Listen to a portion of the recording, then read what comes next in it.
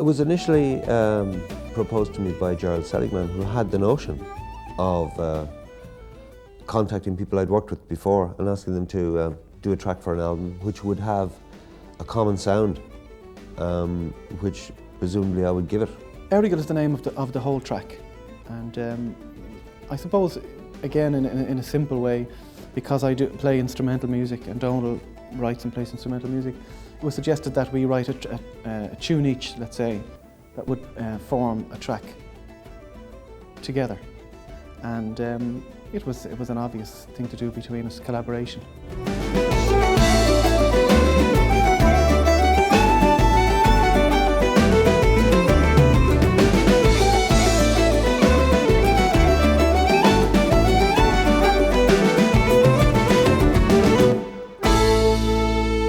When I spoke with Bono first about this, he was enthusiastic but wasn't sure what to do. I suggested a few traditional songs. There was one that was suggested to me by Christy Moore, which was The Yellow Bittern, which is a beautiful sean-nós song. And Bono felt in the end that it wasn't something that he could take on just at a few days' notice and do justice to. Fair play to him. And so he chose a song from the October album, their second album, which is a song he wrote maybe 11 or 12 years ago, I don't know. It's a long time back since that album came out. The song is called Tomorrow, and I know that the song meant a lot to Bono personally because I think even though it was unconscious, he told me he was unconscious at the time, but it was about his mother's funeral. Won't you be back tomorrow? Will you be back tomorrow? Want to be back tomorrow? Can I sleep tonight?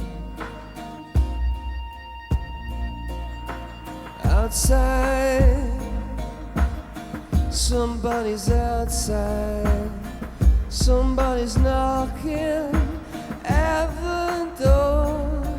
There's a black car parked at the side of the road. Don't go to the door. Don't go to the door. Well, I decided to take part in this project mainly because of Donald. And I'd say that would be the answer that everyone would give, because he's just he's somebody I admire and respect an awful lot.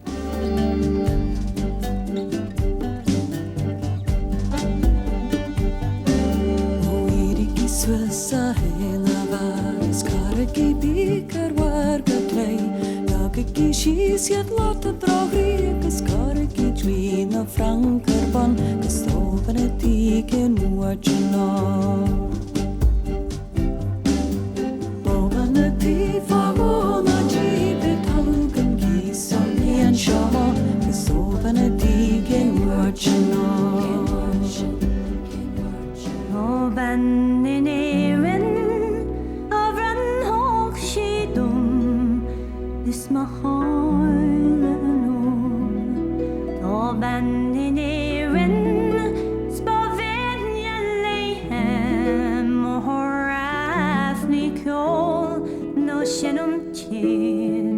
Kate Bush and Elvis Costello are both people who I've worked with before, and that was a strong kind of link, and was the reason why I asked them if they would do this, because I knew them. They both have links with Ireland, and I'm not sure, I've never sort of talked to Kate about her family and about her connections. I know that either her parents are Irish or one of her parents is Irish, or anyway, whatever. And the same with Elvis. His folks are from Ballina. So there is a thing there. Well, the boys, they came crowding in fast, and they threw all their stools round about him. 6 glims round his trap case was placed, but he couldn't be well waked without them.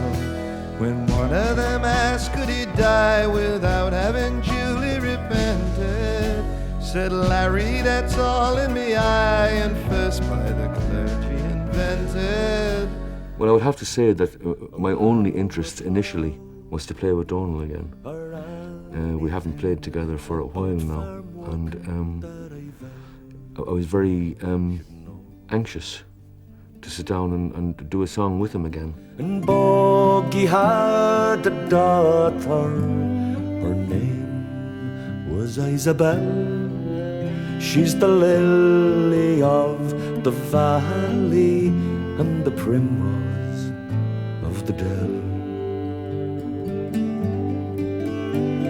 And when she went out walking, she took me for her guide down by the burn of Kearney for to watch the small fish glide.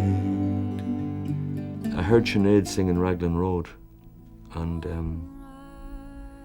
I felt it was the first time since Luke Kelly sang it, I haven't heard it sung like this. I saw her first and knew that her dark hair would weave a snare that I might one day rue.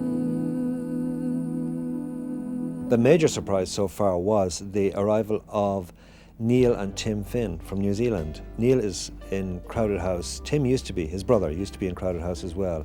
Tim is now in Alt with Liam Wainley and Andy White.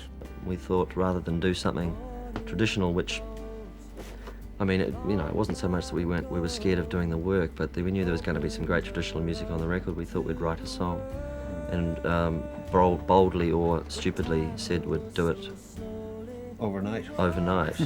I guess the key was thinking about our mother, who was born in Ireland, in Kilmallock, and Andy White came through with Mary of the South Seas, the title, and a few great lines, and then we added to those and worked up the tune. Sort of had I think we played the piano. There was a piano verse that I had, which we played to Donal the night before, and he gave it the thumbs up and said that sounds like something. So then we worked all the next day on it, and Neil came through with the chorus, and we had the 3-part harmonies going, and that was it. Mary of the South Seas, Mary of the South, Mary of the South Seas, I feel your presence. Do you remember me? Paul agonised for a good while about what traditional song he would do, because when I asked him about this, he saw it as taking a traditional Irish song and doing it, and it was an obvious thing for Paul to do because of his remote past when he sang traditional music and played traditional music. The first album that Paul recorded, I worked with him on, we co-produced it, and he listened to song after song after song and couldn't find something to do that he felt comfortable with. He felt, I don't know, it wasn't a good time for him to actually take a traditional song and put himself into it. So he ended up taking a song of his own from his last album. I guess it's time to face the whole truth. This situation's here to stay. We keep returning to the same place. I watch my courage slip away. I look for something in your eyes, a sign of anything between us. Come on, help me to believe. Cain is a love song. It's Cain a hickle to a while. When will you return to me? When will we see each other again? He mentions all the natural elements like the sky and the sea and the land. All is the same. Nothing has changed about the land. but it's completely different now that she isn't with him. He's only seeing it with one eye now that she isn't with him.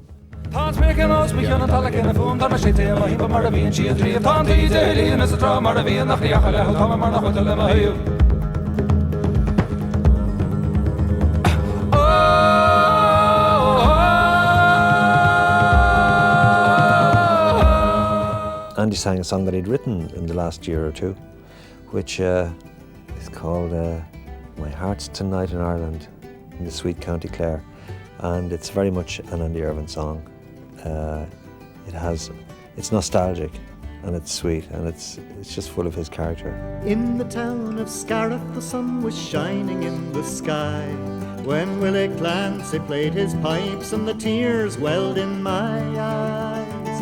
Many years have passed and gone since the times we had there, but my heart's tonight in Ireland, in the sweet County Clare. I met Brian Kennedy, not for the first time, but we had breakfast together. And as we were having breakfast, over the speakers in the dining room came Andy Irvine singing As I Roved Out. And Brian said to me, "Oh, I love that song, I'd love to sing that song." And I said, "I know just the place." So out of that came, he said, "Oh yeah, okay." So he arrived in, and the first track that we recorded for this album was Brian singing that song, and it was just a thrill, it was a joy. I took off my hat and I did salute her. I did salute her most courageously. When she turned around, well, the tears fell from her, saying, "False young man, you have deluded me."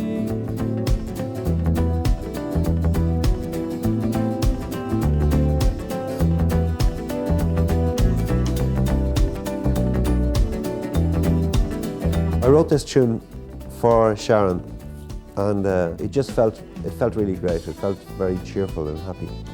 But when we played it, the redoubtable Ray Fian played drums on it, and his playing of the drums actually, I think, sparked the notion of the name Cavan Potholes, because the tune kind of jogs along. So I got this, I had this kind of image of maybe a pony and trap, sort of just trotting along a road, but Ray hitting the snare in unlikely places was the same as the wheel going into a pothole in the road, so it's kind of an obvious thing.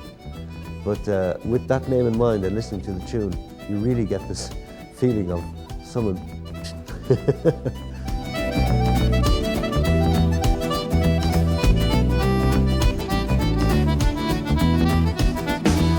having Donal and the same band playing with all the artists on this album will give it a great cohesion.